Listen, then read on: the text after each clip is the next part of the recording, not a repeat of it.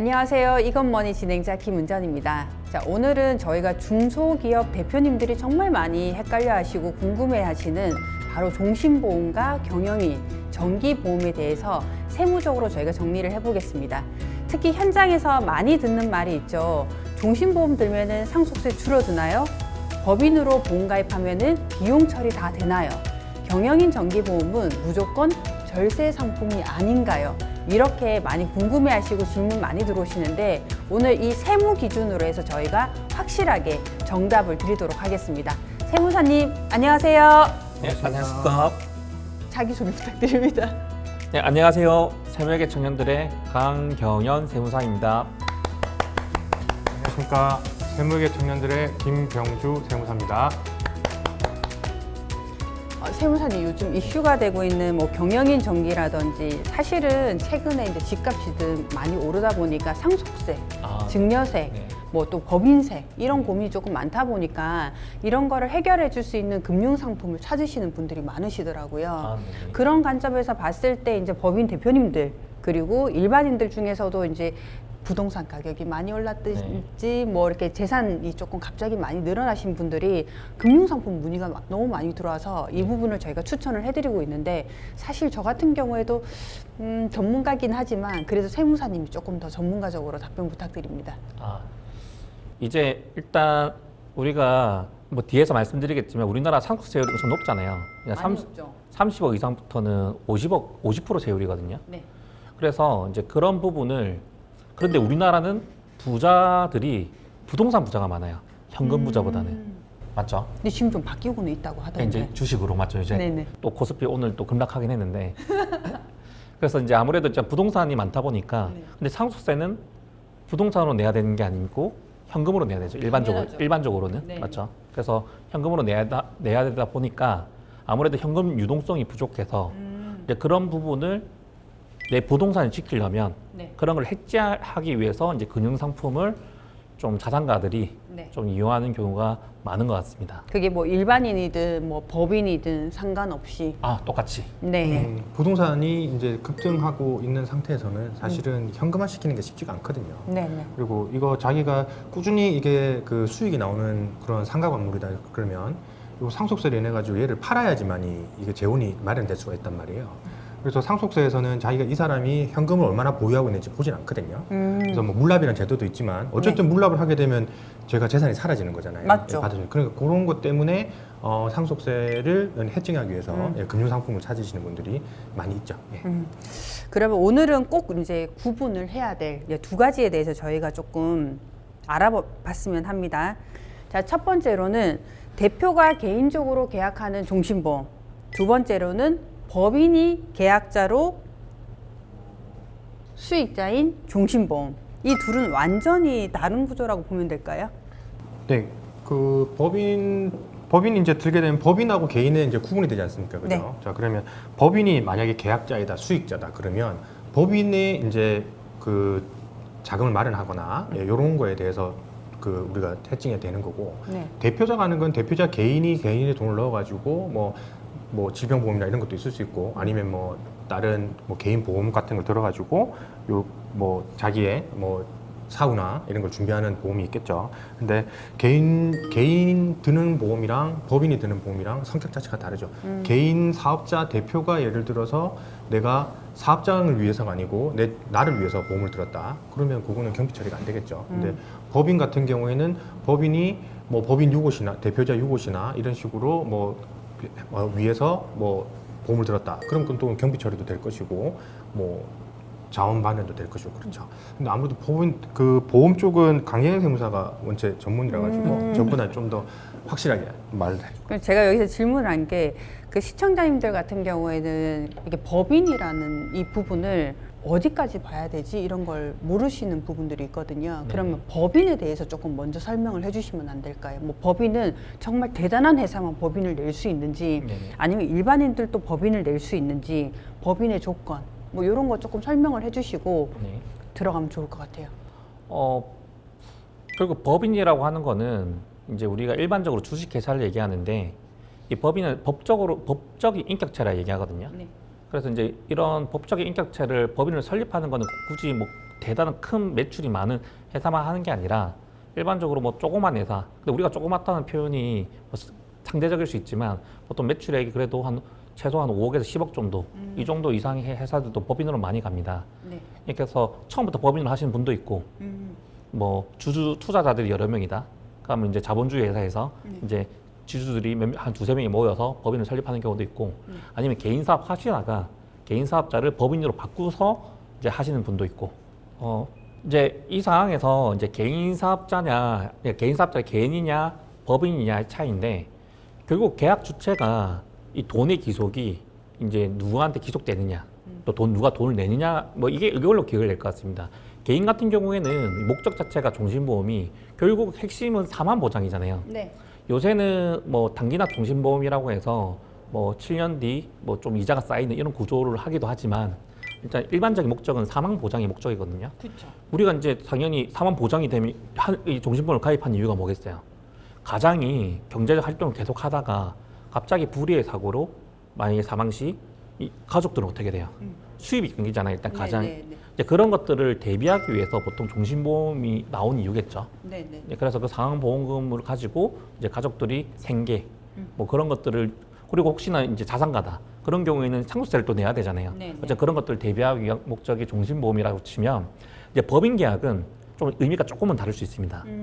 이제 그 유가족 플러스 그러니까 제가 볼 때 별도라 보는 건 아닌 것 같고 법인 같은 경우에도 우리 같은 중소기업 대표들은 대표의 맨파워로 움직이는 기업들이 저는 많다고 보거든요. 그러니까 대표가 유고시 사모님이 갑자기 뭐 또 뭐 남편분이 갑자기 그 사업을 할 수 있냐 하면 그렇지 않은 경우가 좀 대부분이에요. 네. 왜냐면 맨파워로 움직이기 때문에 거래처도 마찬가지고 그런 경우에 갑자기 유고시 또 생계가 갑자기 사모님이 그 법인을 일을 할 수 있으면 상관없는데 그러니까 법인이 외형은 좋은데 갑자기 대표가 사라지면 그 법인의 가치는 인정받지만 주식으로는 그러니까 국세청에서 보는 가치는 높은데 실제로는 종이 조각인 거죠. 주식 가치가. 그러니까 이제 그 법인의 이제 그런 이제 플러스 아까 제가 말씀드렸던 유가족에 대한 그런 것들 플러스해서 여러 가지 문제가 있을 수 있거든요. 뭐냐면 뭐 은행 대출 문제라든지 법인 같은 경우에는 그렇죠. 대출을 뭐 다 끼고는 있죠. 또 승계 문제라든지 그게 다 돈이 없어서 문제가 되는 거예요. 그런 것들을 리스크를 대비하는 목적이 법인 계약이 되겠다. 이렇게 두 가지로 분류할 수 있을 것 같습니다. 자, 그러면 먼저 대표가 개인적으로 계약하는 종신보험부터 저희가 알아보겠는데요. 중소기업 대표님들은 흔히 이렇게 조금 많이 생각을 하세요.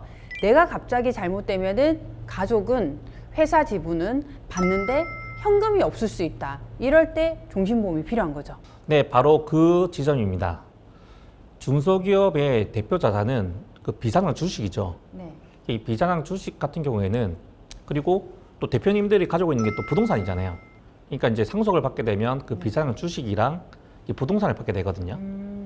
우리 이 비상장 주식은 우리가 삼성전자 주식 같은 경우에는 코스피에 그 주식 가격이 정해져 있잖아요. 근데 이런 비상장 주식도 세법에서 이 주식 가치 평가를 하게 되어 있습니다.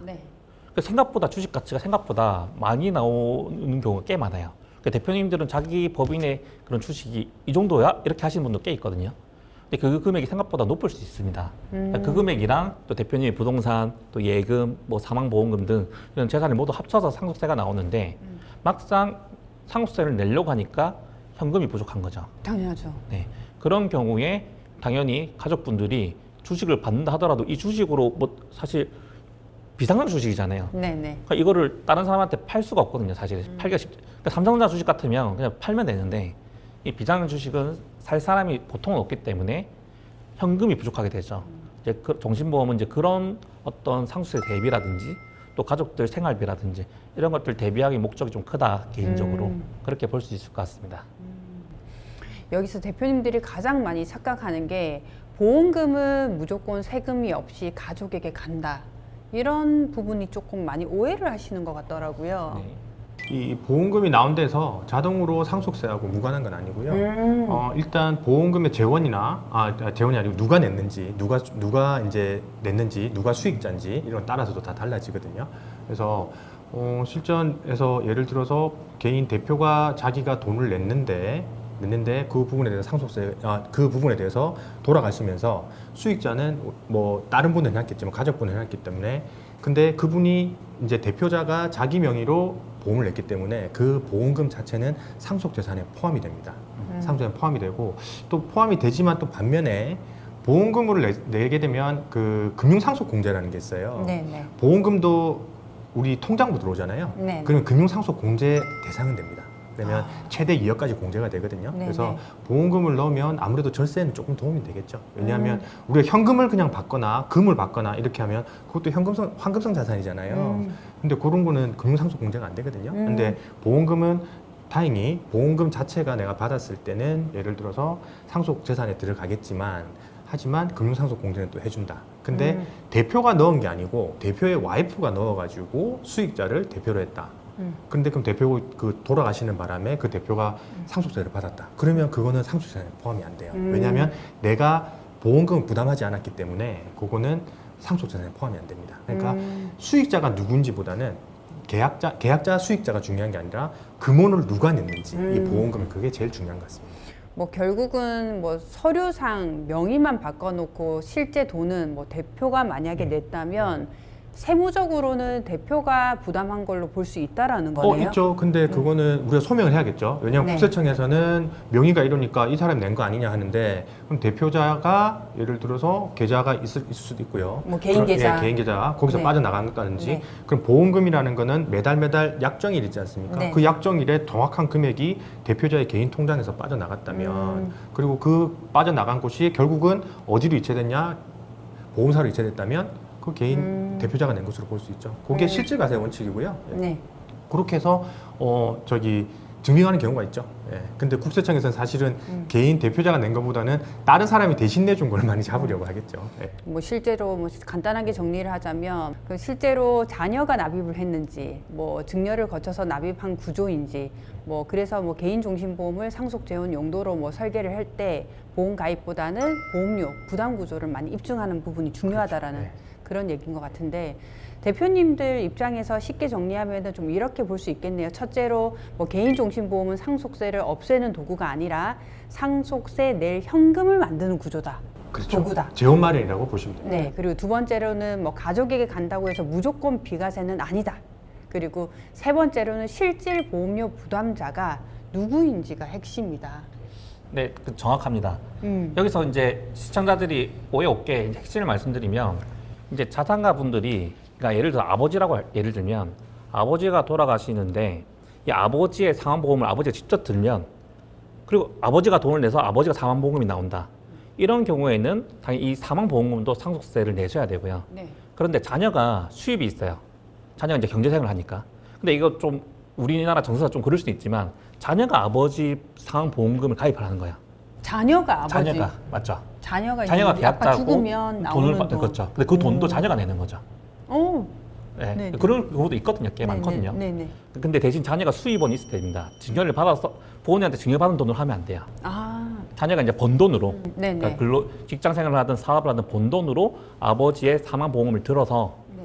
그 사망보험을 받게 되면 그 사망보험금에 대해서는 상속세에 상속세가 나오지 않습니다. 네. 그러니까 그 부분이 좀 아마 이제 시청자들이 궁금해하신 핵심이 아닐까 생각합니다. 그럼 가입할 때 그런 부분도 조금 고민을 해가지고 잘 가입을 해야 되겠다, 그죠?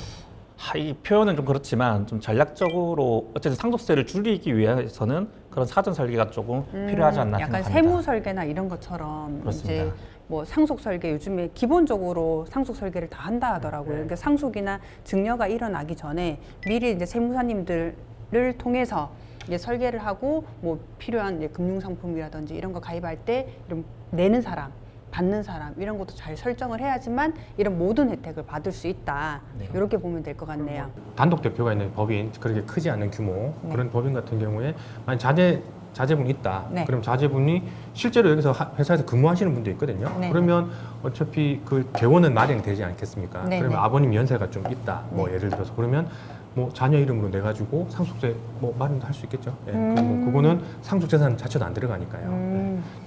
지금 조금 전에 세무사님께서 이야기를 하신 것 같은데 대표님께서 막 갑자기 사망을 하신 뒤에 회사에 이제 운영 자금이 막히고 거래처 자체가 이제 불안할 것 같아요. 갑자기 뭐 유고 사항이 발생이 되면은 그러면 당연히 이제 금융기관의 대응도 좀 필요할 것 같고 그런 거를 이제 개인 종신만으로는 해결이 되지 않을 수 있다 보니까 이제 법인 계약형 보험을 들으면 좋다. 네네. 이해했습니다.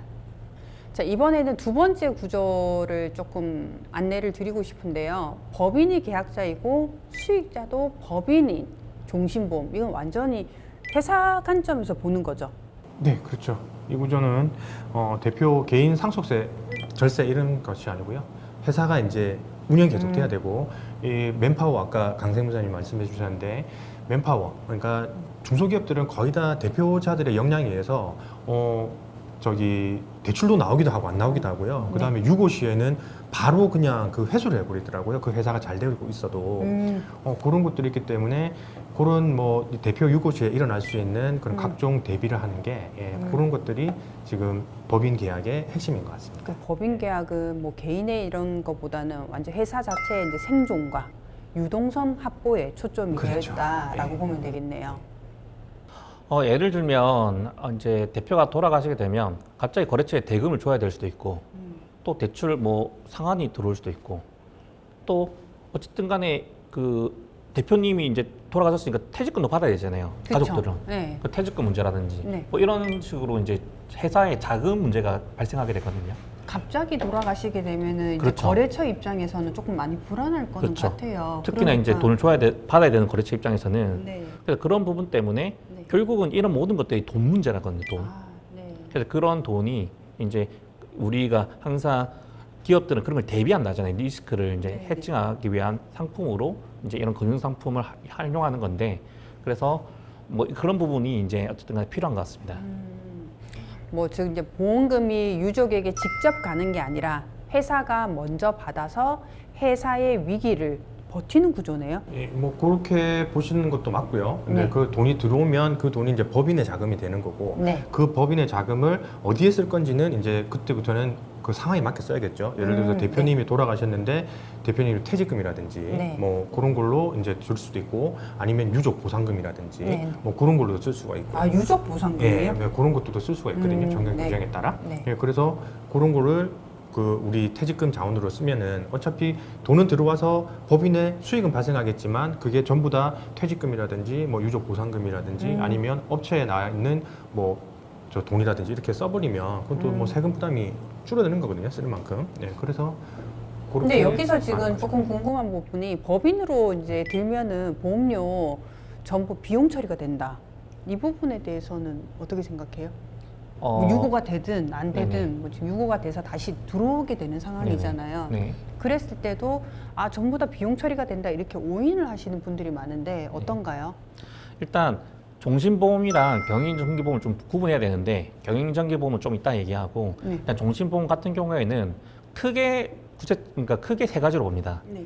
첫 번째는 아예 비용 처리를 안 하는 방법도 있어요. 네. 돈이 나가는 만큼 그냥 법인의 뭐 금융자산으로 잡아놓는 거. 그러니까 비용 처리가 안 되거든요. 네. 이제 그거를 가장 보수적인 관점에서 그렇게 하는 게 안전하다고 보는 관점도 있습니다. 네. 그러니까 두 번째는 이제 이거는 조세 심판의 얘기인데 먼저 그 우리가 보험을 해지하게 되면 만기 환급금이 나오거든요. 해지 환급금이 나오거든요. 그러면 해지 환급금 이외의 금액 있잖아요. 네네. 그 이외의 금액은 비용 처리하고 해지 환급금은 또 자산으로 잡아두고 1억을 넣었는데 한 7년짜리 보험 계약이에요. 네네. 근데 한 3년쯤에 한 1억 중에 2천만 원만 해지가 환급금이 나와요. 네네. 그럼 만약 해지했을 때는 나머지 8천만 원은 비용 처리되고 2천만 원 이제 받을 금액에 대해서는 이제 자산으로 잡아두고 결국 이제 해지한 금액 외의 금액은 다 비용 처리거든요. 그렇게 보는 관점도 있고 마지막으로는 이제 사업비 부분이거든요. 네네. 또 어떤 이제 이제 한국 회계 기준원 관점에서는 사업비는 비용 처리되고 네. 사업비 외의 금액은 이제 자산으로 잡기 때문에 비용 처리 안 되고 네. 이렇게 보는 총 세 가지 관점이 있습니다. 알아듣기 쉽게 얘기하면 전액 비용 처리되는 건 아니다. 종신보험은 그렇습니다. 네. 네.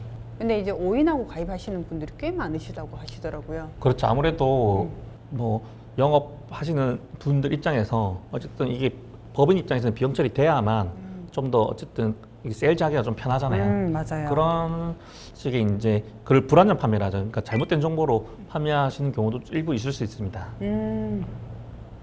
그럼 대표님들이 이제 많이 말하는 나중에 해약 환급금도 받고 비용 처리도 하고 보험금도 받고 이 그림은 이제 세무상 너무 그냥 단순하게 볼 수만은 없겠다, 그죠?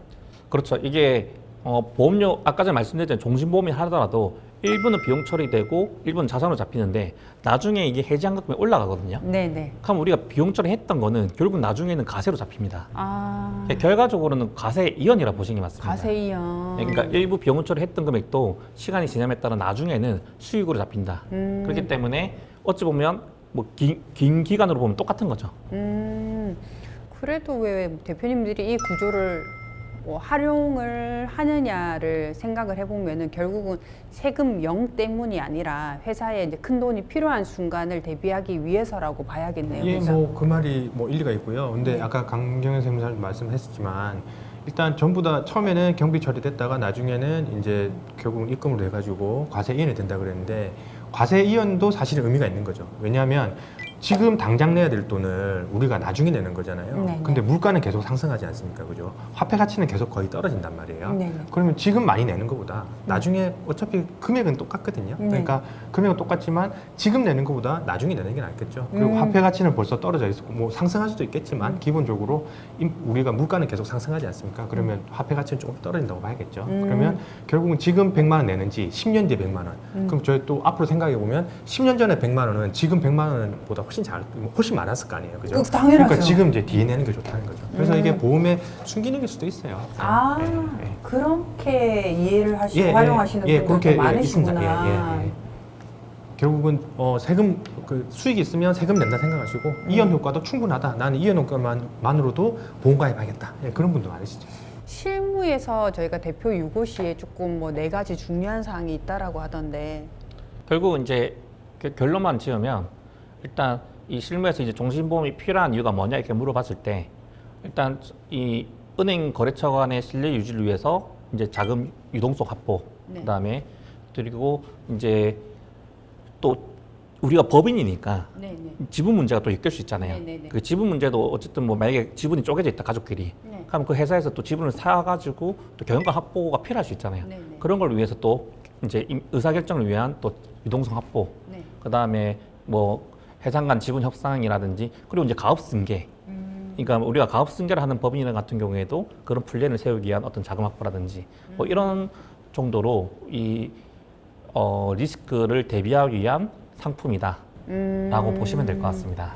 자, 그러면 이 구조는 상속세를 없애는 보험이 아니라 상속세 문제 때문에 회사가 흔들리는 걸 막는 보험이라고 이해를 하면 되겠네요. 그죠? 근데 요거는 뭐 상속세를 없애는 게 아니라 상속세를 없앨 수는 없어요. 그러니까 이제 위험을 해칭한다. 그리고 자금 부담을 좀 완화한다. 그렇게 보시는 게 제일 정확할 것 같습니다. 이제 많이들 궁금해하시는 경영인 정기보험으로 조금 넘어가 볼 건데요. 대표님들이 이제 상담 현장에서 보면은 경영인 정기보험, 뭐 절세보험처럼 받아들이는 경우가 많더라고요. 그 부분은 조금은 바로 잡아야 할 것 같습니다. 그 경영인 정기보험은 어디까지나 정기보험입니다. 즉 일정 기간 동안 어떤 대표의 어떤 유고 리스크 등을 보장하는 구조고 핵심 목적은 어쨌든 간에 대표 부재 리스크에 대해서 회사 현금 유동성 확보가 목적인 거거든요. 그러니까 이것도 사망보험금입니다. 네네. 그렇기 때문에 절세는 사망보험이 목적인데 곁다리로 하나 뭐 추가되기는 그런 하나의 결과일 수 있는 거고 그 자체가 목적은 아니라고 보시면 됩니다. 그러면 종신보험과 비교하면 뭐가 가장 다른가요? 일단 종신보험은 우리가 가입 기간을 일정 이상 채우면 평생 보장입니다. 네. 그래서 가족 보장이나 뭐 장기 유동성 준비와 같이 일정 기간 내면 평생 보장이기 때문에 그런 부분과 잘 맞고, 반면 경영정기보험은 그 가입 기간 또 계속 내야 돼요. 네. 죽을 때까지? 네, 죽을 때까지. 대표가? 일단 보험 상품은 그렇게 만들어져 있습니다. 다만 실제로는 그렇게 이제 컨설팅 하진 않지만 네. 어쨌든 보험 상품은 그렇게 만들어져 있기 때문에 네네. 이제 뭐 10년, 15년 있으면 계속 이렇게 내야 되는 게 경영인 정기 보험이긴 합니다. 그럼 내는 동안에는 계속 비용 처리를 할 수 있는 거죠? 뒤에 말씀드렸지만 맞습니다. 내는 동안은 100% 비용 처리는 가능하나 이것도 과세이연입니다. 아, 그렇구나. 네. 여기서 또 중요한 거는 세무 처리를 하는 부분이 여전히 조금 중요한 것 같아요. 왜냐하면은 뭐 이렇게 정관 변경이라든지 여러 가지 퇴직금 재원이라든지 이런 이슈가 조금 있는데 어때요, 세무사님? 당연합니다. 경영인 정기보험도 결국 보험료 구조, 환급 여부, 뭐 수익자 구조, 또 업무 관련성, 또 금액이 큰지, 뭐 가다성 여부 이런 것도 따져봐야 되는데요. 일단 고객들께서 가장 궁금해하시는 법인 비용 처리와 관련해서는 일단 이제 결과적으로 얘기하면 그냥 100% 인정됩니다. 아, 내는 돈 전부 다. 네. 뭐 1,000만 원 내든 2,000만 원을 내든, 네, 100%. 1억을 내든. 그러니까 그 금액이 아까 가다성 여부 따져봐야 한다고 제가 말씀을 그렇죠. 드렸잖아요. 네, 네, 네. 그건 이제 기획재정, 그러니까 구세청에서 보는 관점이겠지만 일단은 이제 그렇지 않다는 전자에는 일단 100% 비용 처리가 인정됩니다. 네네. 그러니까 기획재정부 얘기해 보면 어떻게 되어 있냐면 결국 만기 환급금은 이제 자산은 기타 부분은 비용 처리되어 있고, 그러니까 만기 환급금은 자산, 그 외 기타 부분은 비용 처리가 이렇게 되어 있거든요. 네. 근데 이 경영정기부 구조가 보험회사에서 좀 특이하게 만들었어요. 어떻게 만들었냐면 네. 만기 환급금을 0으로 만들었습니다. 그래서 만기 환급금이 0이다 보니까 네. 100% 비용 처리 일단 되는 구조예요. 아. 근데 이 보험의 또 특징을 보면 해제 환급금이 없냐면 있어요. 근데 이 해제 환급금이 어떻게 됐냐면 이게 U자형으로 그려집니다. 예. 그러면 무슨 말이냐면 해제 환급금이 이렇게 올라갔다가 이 정점에서 다시 떨어지는 구조예요. 네. 그리고 다시 제로가 되는 구조입니다. 네네. 그래서 이런 구조로 되어 있고 이런 구조를 좀 활용하여서 이제 그 세일즈 하시는 분들은 이 정점인 구간에 네. 사실 이제 이게 사망 보장 목적이지만 종신보험처럼 쭉 가는 게 아니라 해지를 좀 생각하고 그러니까 해지했을 때 만기환급 즉 그 큰 금액을 받는 구조로 좀 설명하는 거죠. 보험이 만들어진 거와는 다르게. 네. 뭐 일부 저희가 이런저런 이야기를 많이 나눴는데요. 대표님들이 이제 보험 가입하기 전에 꼭 체크를 해야 될 5가지만 저희가 정리를 한번 해보도록 하겠습니다. 좋습니다. 첫째, 목적부터 구분해야 됩니다. 이게 언제 가족 보장인지 회사의 리스크 대응인지를 먼저 고려하셔야 되고, 두 번째는 계약자하고 수익자하고 피보험자 구조를 먼저 설계를 해가지고 어떻게 되는지, 이거 결국에는 계약은 누가 하고 수익은 누가 받고 또 부담은 누가 하는지 이걸 잘 짜가지고 이렇게 짜셔야 됩니다. 보험 가입을 하셔야 되고요. 세 번째는 개인 종신보험은 상속세를 없애는 보험이 아닙니다. 요거는 현금 재원 마련, 그러니까 즉 상속세를 낼 수 있는 돈을 마련하는 구조고요. 넷째, 법인 보험은 환급금은 어차피 내가 냈던 금액을 받으니까 자산 계상하고요. 나머지 못 받은 금액은 송금 처리가 되겠죠. 그 다음에 또 추가로 받은 보험금은 또 입금 처리라는 거는 수익으로 잡는다는 거거든요. 요걸 해서 절대적으로 법인 보험이라고 다 비용 처리를 100% 받을 수 있다. 나중에 세금을 내지 않는다. 이렇게 보시면 안 될 것 같고요. 다섯 번째는 보험은 단독 상품이 아니라 퇴직금 재원, 뭐 우리 비상장법인의 지분 승계, 상속세 납부 계획과 함께 종합적으로 보는 게 가장 안전합니다. 이제 오늘 종신보험을 대표 개인 계약형과 법인 계약자 수익자형으로 나눠서 저희가 알아봤고요. 경영인 정기보험은 절세 상품이 아니라 회사의 유동성과 승계, 설계 도구라는 점을 정리를 한번 해봤습니다. 2부에서는 여기서 한 단계 더 들어가서 실제 대표님들이 가장 부담을 크게 느끼는 상속세율하고요, 비상장 주식의 평가, 그다음에 넥슨이나 37, 락앤락 같이 우리 아주 유명한 사례죠. 그 상속세 재원을 어떻게 마련했는지, 그리고 상속 감자 플랜까지 연결해서 한번 설명해 보도록 하겠습니다. 2부에서도 꼭 이어봐 주시고요. 이런 뭐 큰 회사 아니라 작은 회사들도 꼭 필요한 부분들이 많이 있을 거니까 한번 지켜봐 주시기 바랍니다. 그냥 좀 쉽게 생각하면 상속 재산가에서 뭘 조금 공제줬다라고 좀 생각하시면 좀 편할 것 같고요. 그러면 경영정기보험을 예를 들어서 극단적으로 우리가 단기 순이익이 예를 들어 3억 정도 하는데 여기서 이제 이런 리스크라든지 문제가 좀 발생한다 보시면 됩니다. 그러면 경영정기보험을 예를 들어서 극단적으로 우리가 단기 순이익이 예를 들어 3억 정도 하는데 경영정기보험을 3억 정도 넣어버리겠다. 극단적으로 해요.